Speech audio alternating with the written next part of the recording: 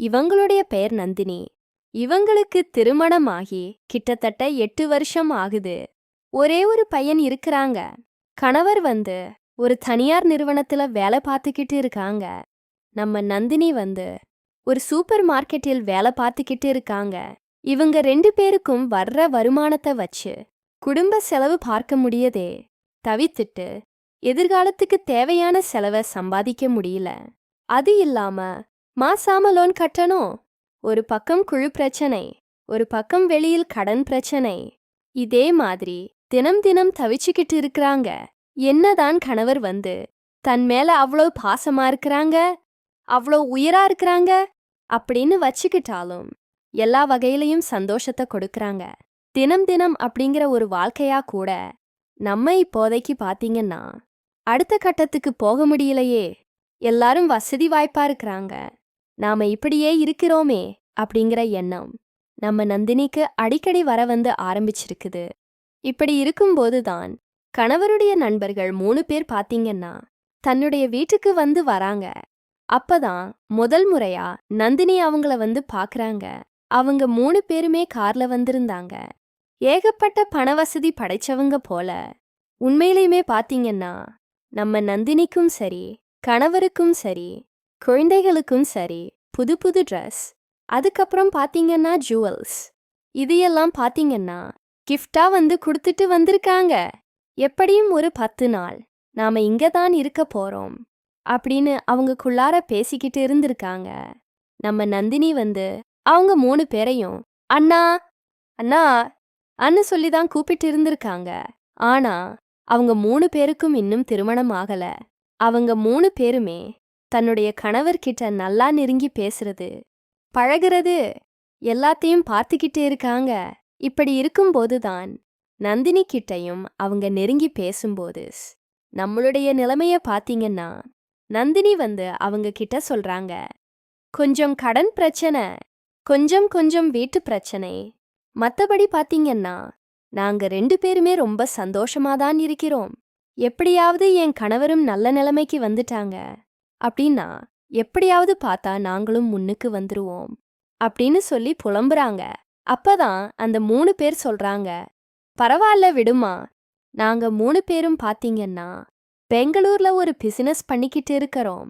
எங்க 3 பேருக்கும் நல்ல ப்ராஃபிட் கிடைக்குது. கண்டிப்பா ஒரு 10 நாள் முடிஞ்சு நாங்களே உங்களையே கூப்பிடுறோம். நீங்க அதுல ஜாயின் பண்ணிக்கலாம். நீங்க இன்வெஸ்ட்மெண்ட் அப்படின்னு எதுவுமே பண்ண தேவையில்ல, நாங்களே நாங்க சம்பளமா கொடுத்துறோம் அப்படிங்கிற ஒரு டீலிங் பேசுறாங்க. அவங்க 3 பேருக்கும் சரி, நந்தினியுடைய பேச்சு, நடவடிக்கை, அழகு எல்லாமே ரொம்ப ரொம்ப பிடிச்சு போச்சு. நம்ம நந்தினியும் சரி, அவங்க கிட்ட நல்லா நெருங்கி பேசி பழகவே ஆரம்பிச்சிருக்காங்க. அந்த 10 நாள்ல பாத்தீங்கன்னா அவங்கள பிடிச்ச மாதிரி சமைச்சு சாப்பாடு போடுறதும், வெளியிடங்களுக்கு சுத்திட்டு போறதும், இதே மாதிரி எல்லா பக்கமும் கூட்டிட்டு போயிட்டு காட்டினாங்க. 10 நாள் முடிய போற கட்டத்துல கார்லயே பாத்தீங்கன்னா அவங்க பெங்களூருக்கு அழைச்சிட்டு போயிட்டாங்க. கணவருக்கு நல்ல ஒரு வேலை கொடுத்தாங்க. மாசால கை நிறைய சம்பளமும் கொடுத்தாங்க. தனக்கு பிறந்த பிள்ளையை பாத்தீங்கன்னா நந்தினி ரொம்ப விவரமா வீட்ல இருக்கிற பெரியவங்கள்ட்ட ஒப்படைச்சிட்டு நந்தினி மட்டும்தான் அங்க தனிமையில இருந்திருக்கிறாங்க.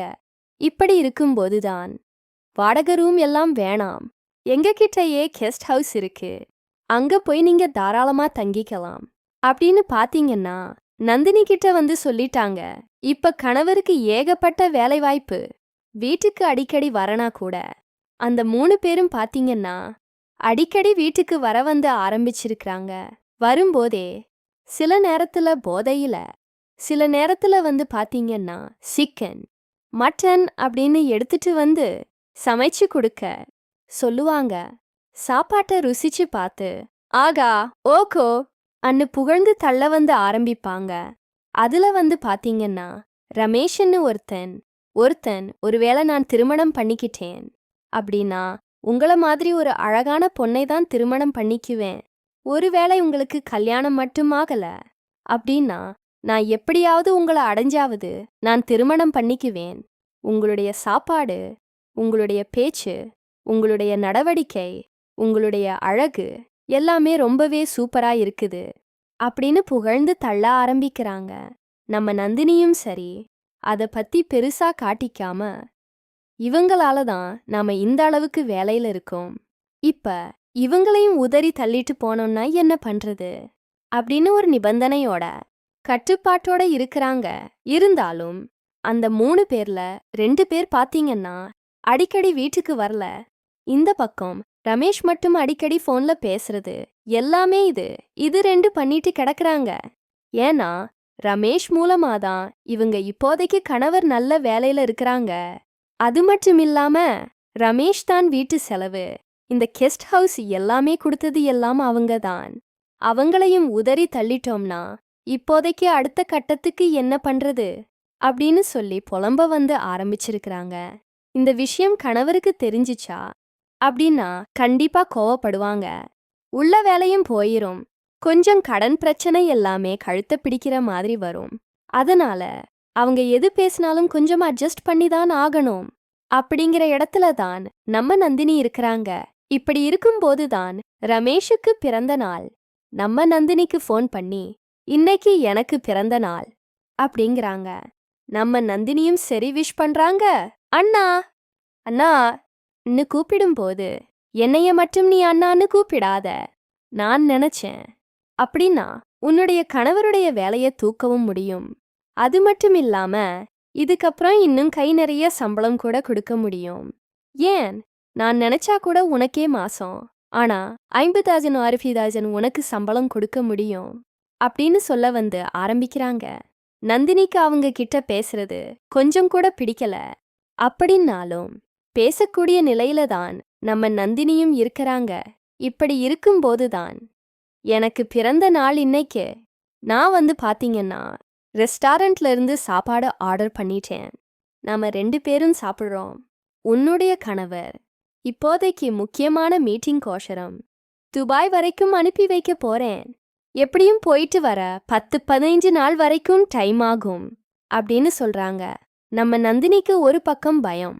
வேற ஏதாவது இவரு நம்ம கிட்ட தப்பா நடந்துகிட்டாங்க அப்படின்னா எதையாவது பண்ணிட்டாங்க அப்படின்னா என்ன பண்றது அப்படின்னு புலம்புறாங்க. இருந்தாலும் பாத்தீங்கன்னா வேற வழி இல்ல, நீங்க வந்து கிளம்பி வாங்க அப்படின்னு சொல்லிறாங்க. நீட்டா ஸ்மார்ட்டா ட்ரெஸ் பண்ணிக்கிட்டு நம்ம ரமேஷ் வந்து நந்தினி வீட்டுக்கு வந்து போயிடுறான். சொன்ன மாதிரியே சாப்பாடு கடையில ஆர்டர் பண்ணி 2 பேருமே சாப்பிடுறாங்க. அப்ப வந்து பாத்தீங்கன்னா நிறைய விஷயத்த ஷேர் பண்றாங்க. நம்ம ரமேஷ் உண்மையிலேயுமே உன்னை எனக்கு ரொம்ப ரொம்ப பிடிச்சு போச்சு. அதனால தான் நான் உன்கிட்ட அப்படி நடந்துக்கிறேன் நாட்டுக்குது. ஒருவேளை நான் மட்டும் என்னுடைய நண்பனுக்கு முன்னாடி உன்னை பார்த்திருந்தேன் அப்படின்னா கண்டிப்பா நான் திருமணம் பண்ணியிருப்பேன். பாத்தியா என் நிலைமைய எப்படியெல்லாம் இயங்க வைக்குது அப்படின்னு புலம்ப வந்து ஆரம்பிச்சிருக்கிறாங்க. அத பத்தி பாத்தீங்கன்னா நந்தினி பெருசா கண்டுக்காம, கவலைப்படாதீங்க, உங்களுக்குன்னு ஒரு நல்ல பொண்ணு கிடைப்பா. அந்த பொண்ணு உனக்கு உண்டானவளா கண்டிப்பா இருப்பா. நீங்களும் அவங்களுக்கு உண்டான ஆளா இருக்கணும். அவங்க கிட்ட மனசு விட்டு பேசுங்க. உங்களுக்கு பிடிச்ச மாதிரி வாழ்க்கையை அமைச்சுக்கங்க அப்படின்னு ஆறுதலா சொல்றாங்க. அன்னைக்கு நைட் பாத்தீங்கன்னா கிட்டத்தட்ட 10 மணி ஆயிடுது. இதுக்கப்புறம் உன் வீட்டுக்கு போக முடியாது. நான் இங்கே தங்கிக்கிறேன். ஏன்னா வெளியில கனமான மழை பெய்யுது. நியூஸ்லயும் பார்த்தா மழைன்னு சொல்லியிருக்கிறாங்க அப்படின்னு கேக்குறாங்க. நம்ம நந்தினிக்கு வேற வழியே கிடையாது. அவங்கள விட்டுட்டு ஒரேடியா ஒதுக்கவும் முடியாது. வீட்ல சேர்த்துக்கிட்டாலும் அவங்களோட பேச்சு, நடவடிக்கை, பார்க்கிற பார்வை எல்லாமே தப்பா தெரியுது. ஏதாவது நடந்துருமோ அப்படிங்கிற பதட்டத்தோடு இருந்திருக்கிறாங்க. அப்பதான் ரமேஷ் சொல்றாங்க, நந்தினி உன் மேல ஆசைப்பட்டது உண்மைதான். உன்னை அடையணும்னு நினைச்சது உண்மைதான். ஆனா உனக்கு பிடிக்காம நான் எந்த ஒரு விஷயத்தையும் பண்ணிட மாட்டேன். கவலையே பட வேண்டாம் அப்படின்னு ஸ்ட்ராங்கா சொல்றாங்க. அப்பதான் நந்தினி ஒரு விஷயத்த புரிஞ்சுக்கிறாங்க. பரவாயில்ல, இந்த அளவுக்கு அவங்க கட்டுப்பாடா இருக்கிறாங்களே, அதுவே போதுமே அப்படின்னு விட்டுறாங்க. அன்னைக்கு நைட்டு சொல்லி வச்ச மாதிரி நம்ம ரமேஷ் அந்த வீட்டை விட்டு கிளம்பிடுறான். அடுத்த நாளே நந்தினியுடைய தங்கச்சி பாத்தீங்கன்னா நந்தினிய தேடி வராங்க. எப்படிக்கா இருக்கிறீங்க, நல்லா இருக்கிறீங்களா அக்கா அப்படின்னு அறிமுகப்படுத்துறாங்க.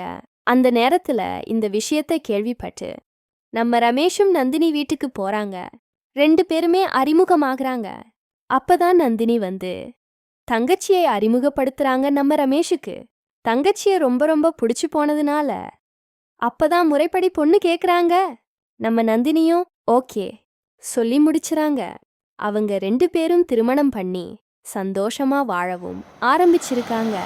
அன்னைக்கு மட்டும் பாத்தீங்கன்னா நம்ம நந்தினி ஒரு நிமிஷம் யோசிக்காம ஏதோ ஒரு இடத்துல இடம் கொடுத்திருந்தா அப்படின்னா அந்த 3 பேருக்கும் இடம் கொடுத்திருந்தா கண்டிப்பா இப்போதைக்கு நந்தினியுடைய பேர் கெட்ட பேரா போயிருக்கும்.